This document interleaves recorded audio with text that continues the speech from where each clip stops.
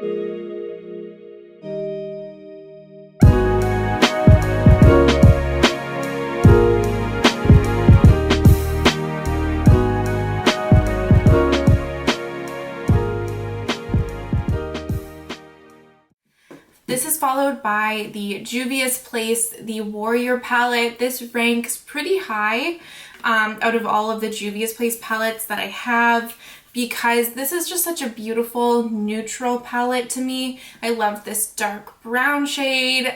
I just love all of the metallics. I think it's a really, really beautiful neutral palette. Obviously you're not getting a ton of variety in terms of looks, but it's one that I reach for a lot. If I just need a neutral look, I don't want to think about my makeup, I just need to get my makeup on, do a neutral look, and get out the door kind of thing. So this is still a palette that I grab for, you know, in general, but also specifically in those instances.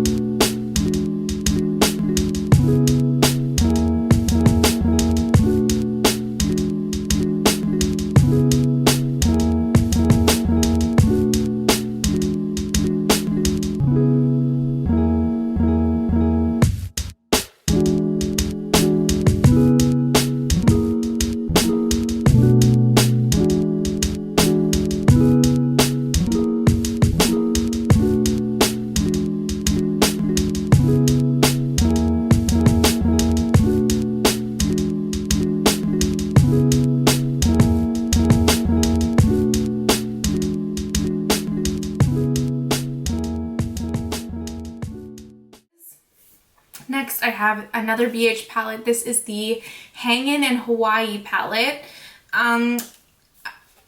This is ranked lower because out of all my BH palettes, just because I would like more depth from this. It feels very mid-tone and the color story just isn't as exciting. I like it because a little bit more than the Warrior palette, just because it has a little bit more variation in terms of the looks you can do. But it's, and again, like the formula is nice, it's just more of a color story preference for me.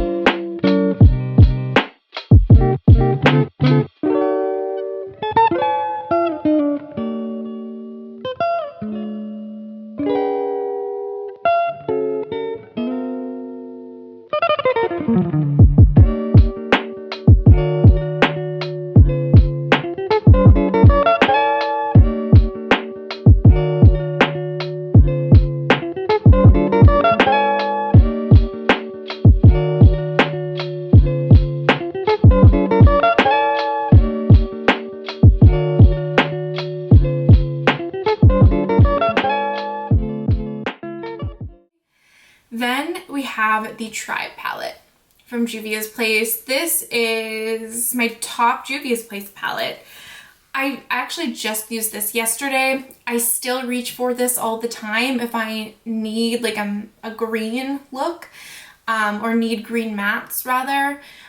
I like the color story. I think it's really fun and interesting. I die for this shade, Ashanti, I believe. Yeah, it's like a pukey brownie green. I think it's so beautiful. I love the metallics in here, and I just really enjoy this palette a lot.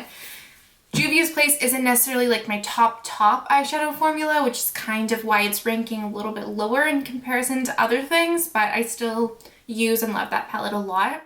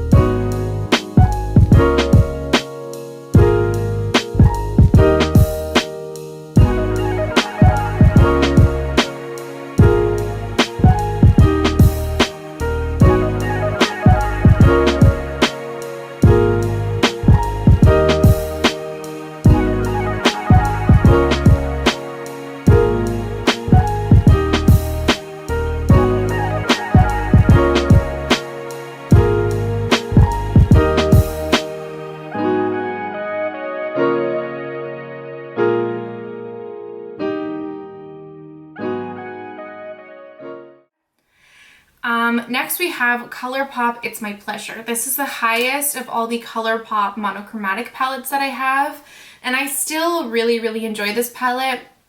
I don't know whether it's age or preference. You know what, the last time I used this, it might have just been like a little bit hard pan, because I recently just went through my collection and de-hard panned all my shadows, but you know what, Sleeper actually has, like, this darker purple actually does have a good amount of depth, but I just think from all the Colourpop monochromatic palettes, this is kind of the only palette that I really use by itself. I love the shimmers in this palette. I love the mattes. I just really love this palette, and honestly, it still stands its own for monochromatic purple palettes in my collection. I think it's still a really good one and a really good option if you're looking for a monochromatic purple palette, frankly. And I still really like that palette a lot.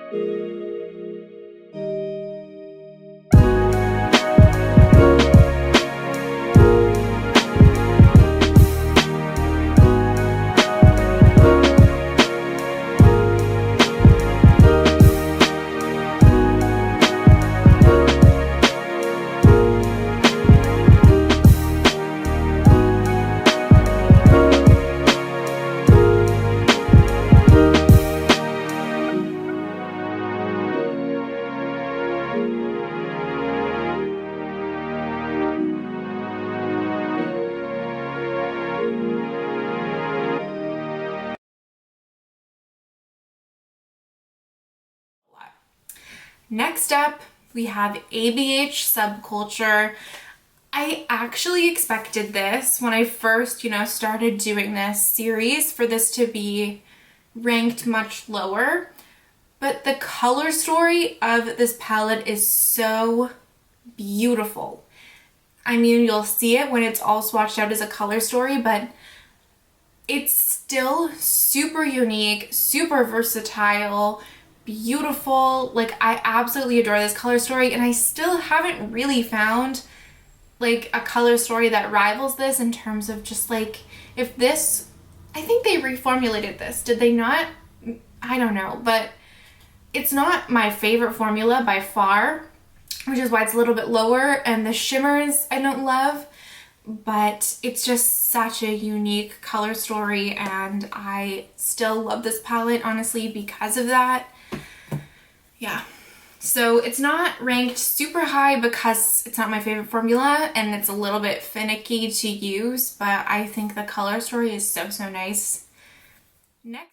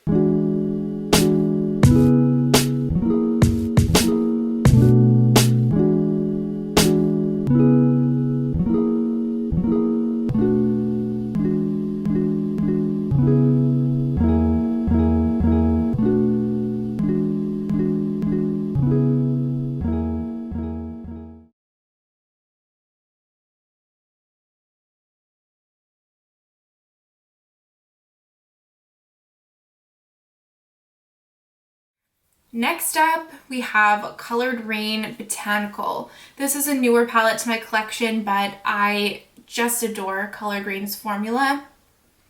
It's still ranked a little bit lower.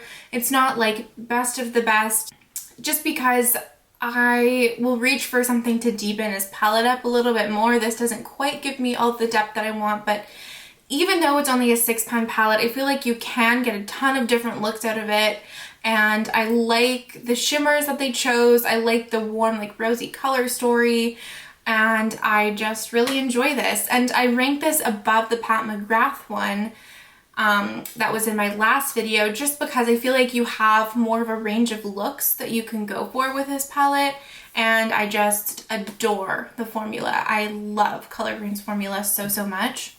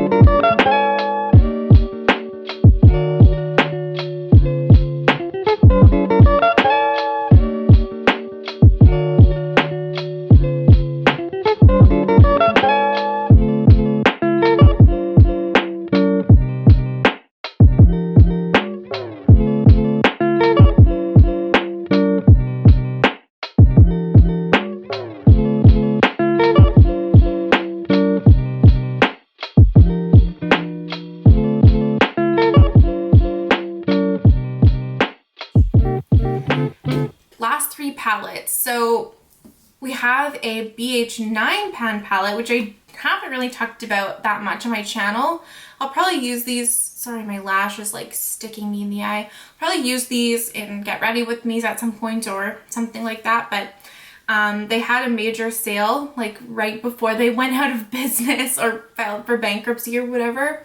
So I bought a ton of their palettes like in December of 2021, I believe, but this is the Optimistic AF palette. And again, I like the formula of this. It's just not that original of a color story. I have this color story many times over in my collection. Again, still nice. I love warm tones. I still love this color story. It just doesn't necessarily like scream to me to be as unique of a palette as some of the other palettes that are going to be ranked higher.